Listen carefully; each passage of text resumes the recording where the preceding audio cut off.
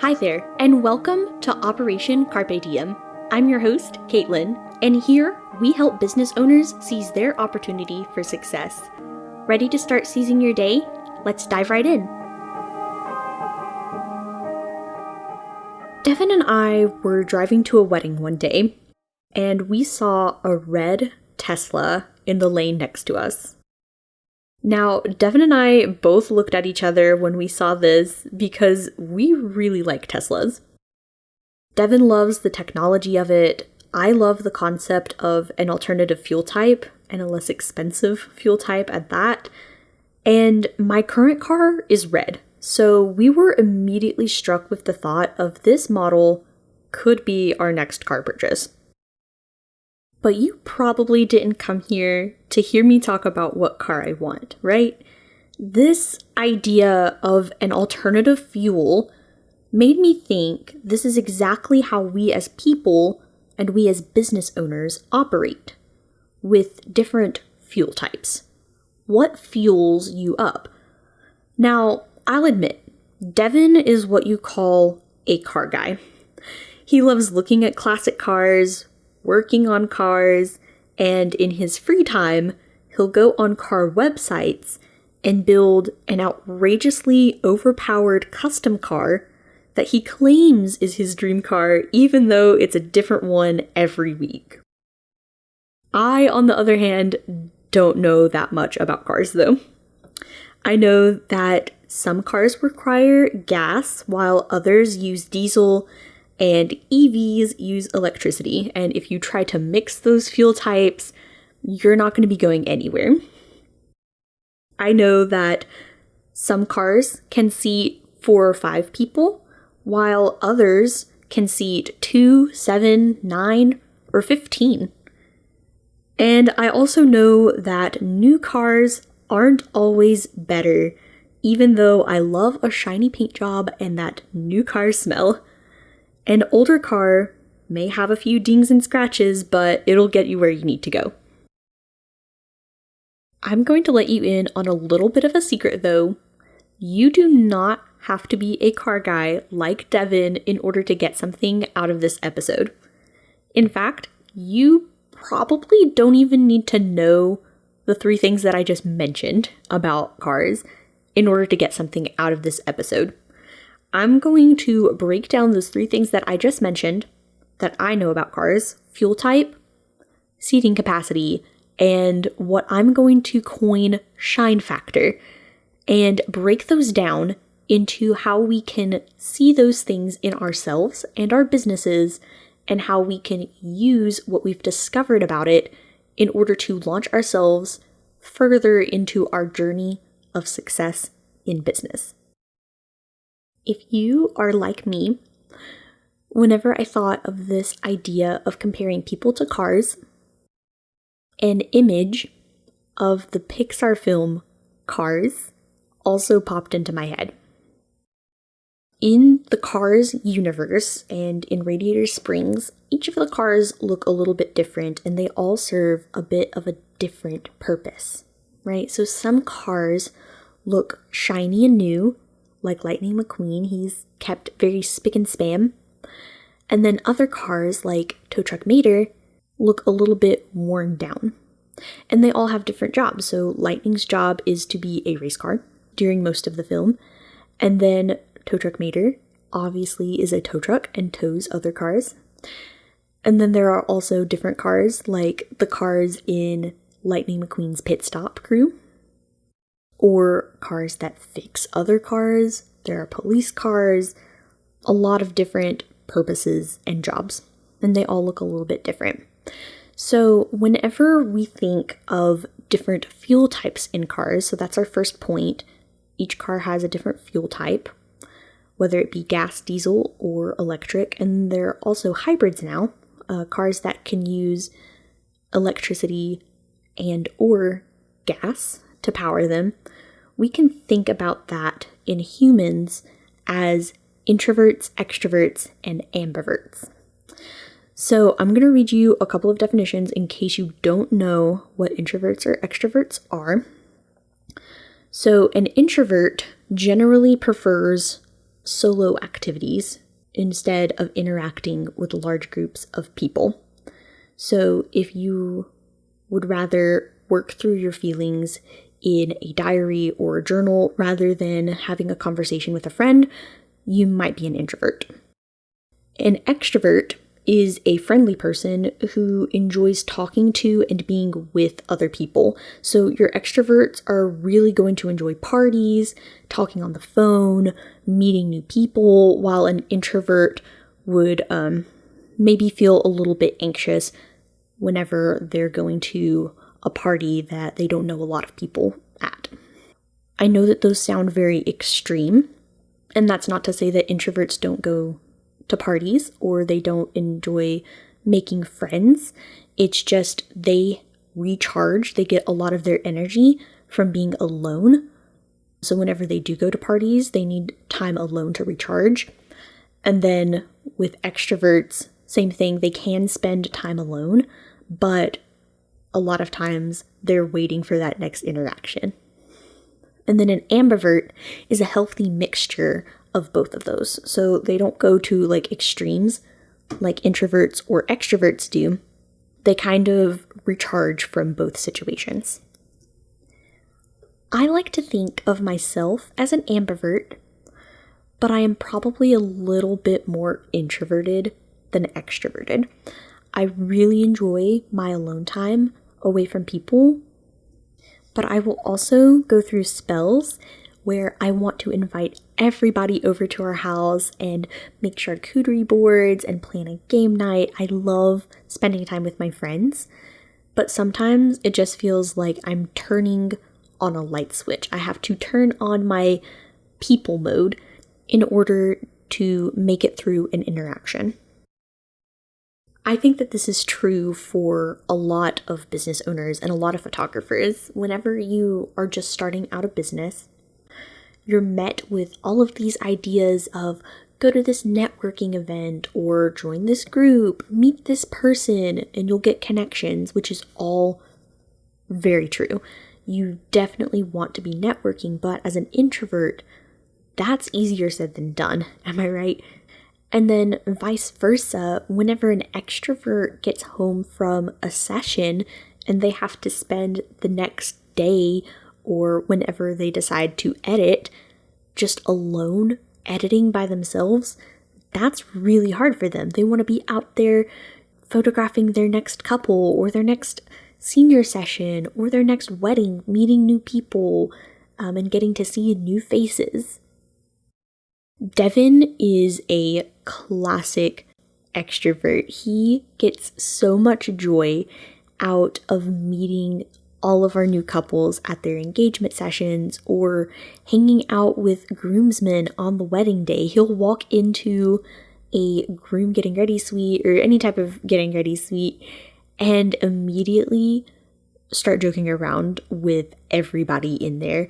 Whenever the groom and the groomsmen and Devin all come back to join me with the bride and the bridesmaids for the full wedding party, they have so many inside jokes, and I'm just baffled at how easily he's able to form these connections that seem like they've known each other for years. The only thing that he struggles with whenever it comes to making new friends is remembering their names. I have to remind him at least 20 times before we photograph anybody, these are our couple's names.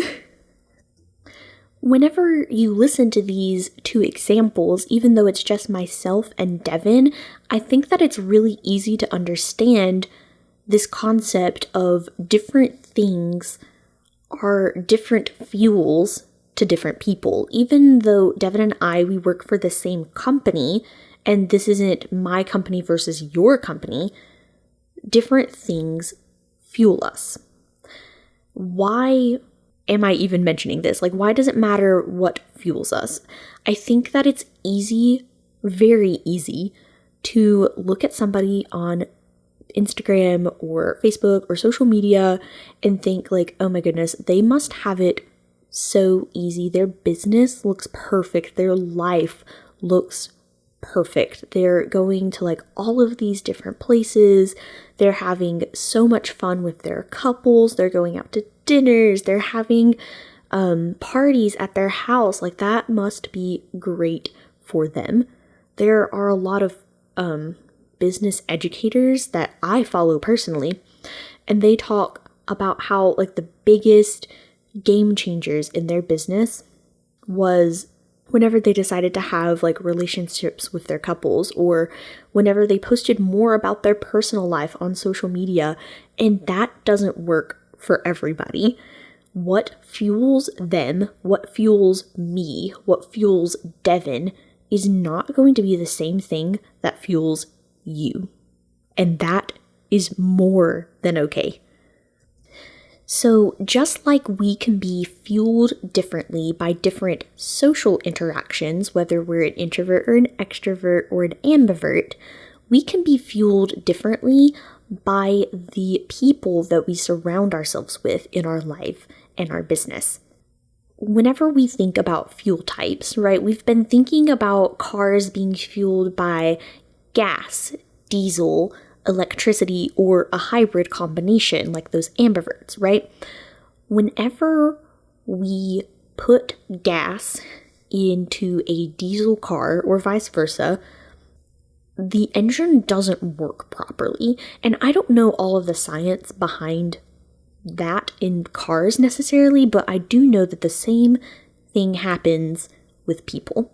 If you try to fuel somebody up the same way that you fuel somebody different, it's not going to work the same, right? So whenever I was talking about the Instagram scenario, when you're looking at somebody's Instagram and they're like posting all about their personal life and you're an introvert and that scares you, that gives you so much fear, it's just not beneficial to your business.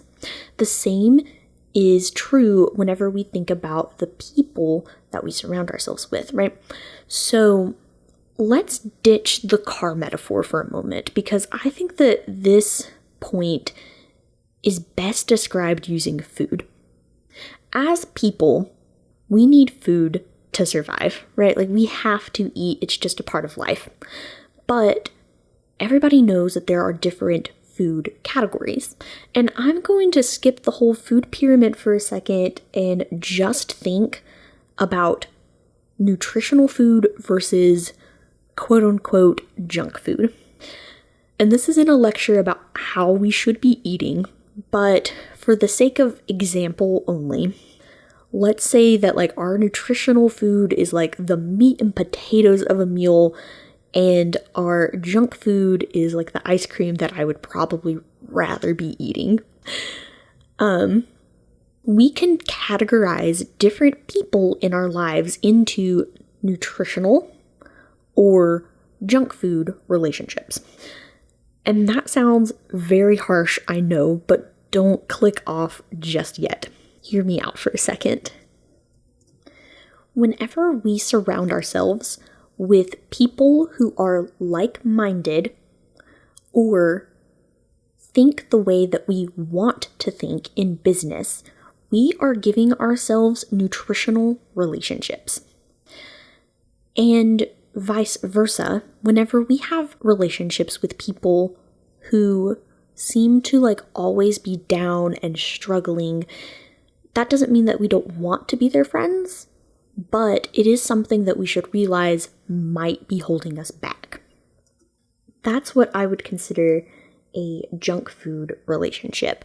It's something that is good in moderation, not something that we should cut out completely, but just like a well-balanced and healthy diet, whenever we spend all of our time consuming junk food or pouring into junk food relationships, it's going to set us back on our journey to success, whether that be, your health and your diet or your dream end goal, whatever your version of success is in business. So whenever I was in school, middle school, high school, I would have certain friends that whenever I spent time with them, I would come home and my parents would tell me, I don't really like how you act whenever you hang out with this friend, or I'm not really sure that this friend is a good friend. I think that they're a bad influence on you. Can anybody else relate to that, or is that just my parents? Now, my friends from high school and middle school, they weren't doing anything crazy. They weren't trying to get me to do drugs or drink underage or smoke or anything crazy like that that would completely derail my path to success after high school. But what my parents were trying to prevent were these people not allowing me to live up to my fullest potential, dragging me down, so to speak. So just like if I were to hang out with my parents' ideal friend for me in high school, the kinds of friends that instead of going to parties on the weekend were at home studying and making sure that they got straight A's or participating in all of these extracurricular activities that would boost their college application, we can surround ourselves in life and business with people who we want to be more like. So if my parents wanted me to be more like the people who were always studying, which I was a classic goody two-shoes in high school, then I need to surround myself with those people who are constantly studying. If I want to be successful in business, I want to surround myself with people who I find successful in business. And that doesn't mean I'm tweeting Elon Musk, come be my new BFF, but I'm surrounding myself with people who have already achieved something that I want to achieve. I'm surrounding myself with photographers who are booking a steady income if I'm just starting out. I'm wanting to soak up little bits of knowledge that they're throwing out. What I don't want in my junk food relationships is somebody that's going to be pulling me down. If they're wallowing in their own self-sorrow, I don't want them to pull me down to their pool of despair. I want to, yes, of course, I'm going to help my friend out of their pool of despair, but that shouldn't constitute all of my time. That shouldn't require me to give up my own dreams just for the sake of helping them out, right? I want to be involved with all of my friends, but I want to put the majority of my time as a business owner into friendships and relationships that I can bounce ideas off of, that I can brainstorm how do we make this point where I am and propel it even further. How can we do the same for you? I'm not going to be putting the average consumer gasoline into my diesel-powered engine. I'm not going to be putting or trying to put gas into my Tesla because that's just an expensive car wash, a very expensive and dangerous car wash. Whenever we try to put gas into our Tesla, nothing gets fueled. Everybody just ignites into flame. Not only are you not helping yourself, but you're not helping anybody else by doing so. Whenever we fuel ourselves properly, whenever we put gas into our gas-powered car and electric into our electric vehicle, we are helping ourselves become the best version of ourselves and the best version of our business self. And at the same time that we do that, whenever we are our best self, we get more energy to spend on others. Whenever we're the best version of our business self and we're accomplishing more than we ever thought we could accomplish, we're not only having more time for our junk food relationships, you get more time for your non-business relationships. You have more time to just spend with your kids or spend with your partner or your pets or your parents who are in a different state. Anybody. Whenever you help yourself succeed, you're helping every relationship around you. You're helping your relationship with yourself. Whenever you are the best version of your business self and you can spend less time working because you've done all of the measures to lead up to your success in business, you have time for that bubble bath you've been wanting to take. or that book that you've been wanting to read, or whatever it is, you have more time for it. You have more time to do the things that you want to do in your life. And time is the biggest luxury that you can't buy, right? I think that there is a Chanel ad right now on Hulu, and I see it all the time while I'm watching Glee, and it says something along the lines of, I waste all of this time, and it's the one thing that I can't buy back, and time is just such a luxury. I know that's really ringing true for myself and Devin right now. He has had a really tough week, a tough year, really, and experienced a lot of sickness and loss within his family. And I'm sure that you can relate to this. Whenever you lose somebody, the one thing that you want more than anything is just to have more time with them. Just to have one more minute holding their hand, seeing their smile, hearing their voice, their laugh. You just want more time. So why wouldn't you allow yourself in your business to do what you need to do to propel yourself to that point of success? Why aren't you allowing yourself to put the necessary systems and workflows into place to allow yourself more time with your family, your friends, any relationship with yourself? Why aren't you fueling yourself the way that you need to be fueled? And if you're just now discovering this, if you're just now discovering how you need to be fueled, what kind of steps are you going to take to make sure that this next year for you, these next few months, are going to be most effective in getting your time back? The last thing that we want as business owners is to spend more time in our business, right? We probably left a different job or a different industry, or didn't pursue a different industry at all because we wanted more time for ourselves, more time for our families, more time for our relationships, right? We didn't choose a life of entrepreneurship, or we're not going to choose a life of entrepreneurship if it means constantly working. It's going to take a little bit of effort in the beginning. I'm not going to lie to you about that. There are a lot of things on social media, TikToks, Instagram posts, all kinds of things that kind of poke fun at entrepreneurs for spending like 15, 20 hours a day working. And I'm not going to lie, that will be you some days, but it doesn't have to be. It doesn't. Do I work a lot more than I should? Yes. I would classify myself as a workaholic. I would.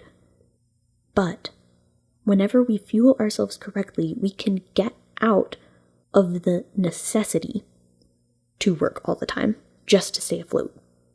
We can get out of the perpetual routine of doing things as they come. We can get out of the routine of just doing things to survive, just making enough money to pay our bills, just enough money to get by, working just enough to keep our clients happy, and start going the extra mile and still having enough time for ourselves. That's what we want in business. That's what I want in business, and that's what I want for you in business. So I'm going to leave you with one little story before I start wrapping things up. This episode is already so much longer than I anticipated, and I haven't even gotten through the other 2 points, which I'm going to save for 2 other episodes. And I'm so sorry to do this. I hate part 2s and part 3s, but it just has to happen. I can't have an hour episode for you. So if you listened to episode 1, you got a little bit of insight into how I started my business. I started my business right after high school. It was the summer I graduated, literally weeks before I went into my first year of college. So the first 3 years of my business, really 2.5, the first 2.5 years of my business were spent as a side hustle/hobby. I had a business. I didn't really want a business. It was just a way to earn some extra side money. And every now and then I would, sit in my dorm room watching the YouTube videos, watching the webinars, listening to the podcasts about how I could improve the business to get more side money. But it wasn't a huge goal of mine to make this super productive. I was in school for law and politics, and I had plans to go to law school after I graduated from my undergrad and eventually go to Congress. That was my goal. My goal was not photographer. My goal was not wedding photographer/educator. It was just law school. So by the time that my senior year of college rolled around, and I graduated college in 3 years, so that's why I say 2.5. So about the time of my senior year of college rolled around, I started photographing some weddings. I started second shooting with some photographers. And then I graduated college in the spring of 2020. Now, my college career, I would definitely consider a hustle. Was my business a priority long term? No. But I was hustling in order to make as much side money as I could. I wanted to make as much money as I could to buy better equipment or to spend more time with my friends, like going out to eat or planning our fall break trip to Dollywood. I wanted that flexibility and not necessarily a full-time career. But whenever I graduated in the spring of 2020, which really wasn't much of a graduation given the time and the circumstances, I transitioned to I'm not going to law school right away because I was planning to take a gap year to, oh no, I've lost my other job as a waitress when that restaurant permanently closed due to COVID. So I was thrown into a situation where I had to make a choice between going full-time with my photography, which was starting to get a steady stream of clients and income, or I could find another job that would probably require me, if it was another restaurant job, to work every weekend. I was really lucky with the job that I had prior because I knew the owners and they would allow me to take weekends off for weddings. And that's quite a luxury in the restaurant world if you know. So I went full-time in August of 2020 and I was really not set up to be. But I made it. By God's grace, I made it. And I credit a lot of that success to the hustle and survival mode that I was in. And I'm planning to do another podcast episode, all about how survival mode can help your business, but that's for another time. What I'm trying to point out from this is during the pandemic, obviously, we weren't going out and meeting new friends like I was during college. I had just met Devin, so I was spending a lot of time with him. And pretty much only him. Our first date was in the parking lot of Chick-fil-A because dine-in wasn't even a thing anymore. I couldn't even say hi to somebody inside of a restaurant, right? I wasn't meeting new people. I had just a few friends who were business related. They had their own businesses like me.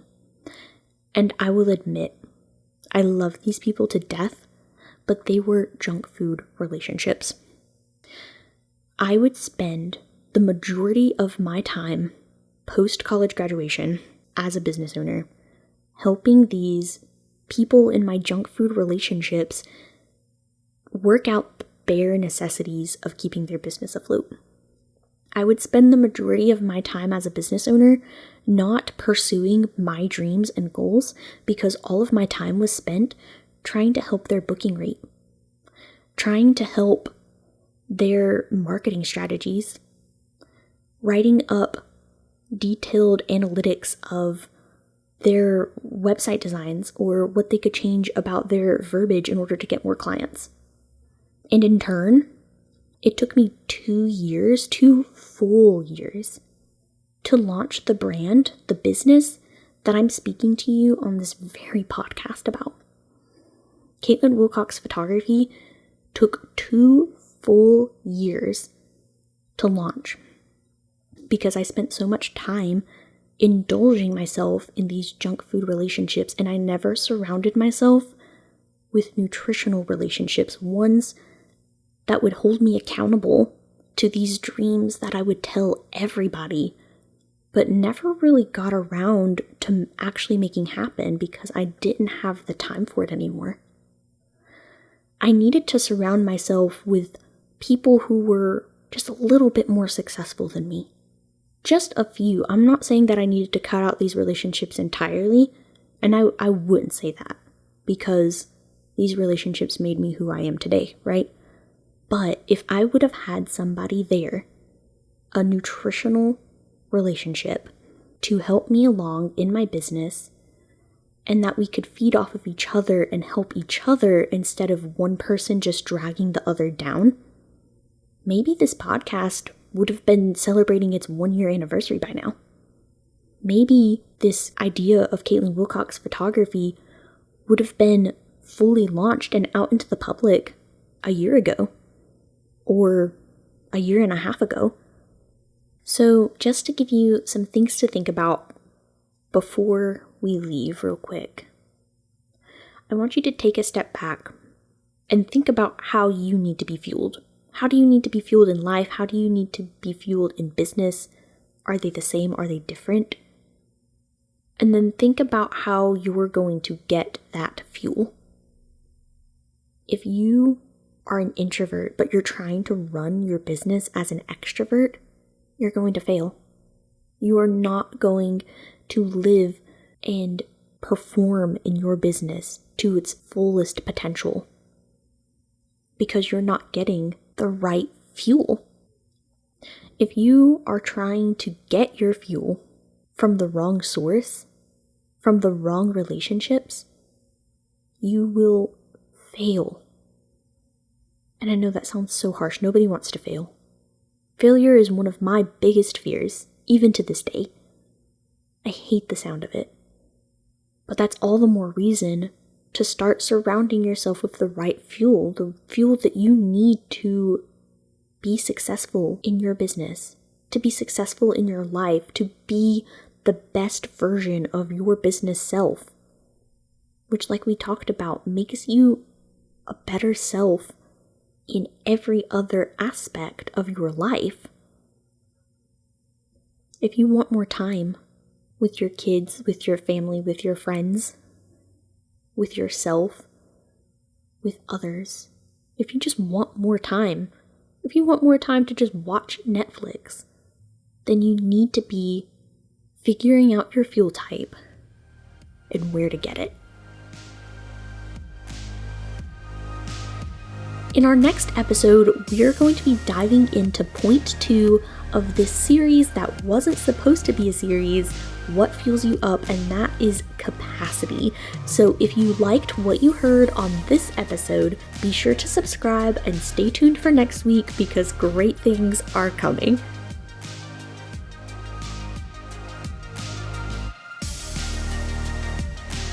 Thank you for listening to Operation Carpe Diem. If you liked what you heard, be sure to subscribe to our podcast and follow along on Instagram at Caitlin Wilcox Photography. That's CAITLIN Wilcox Photography. Until next time, let's go seize the day.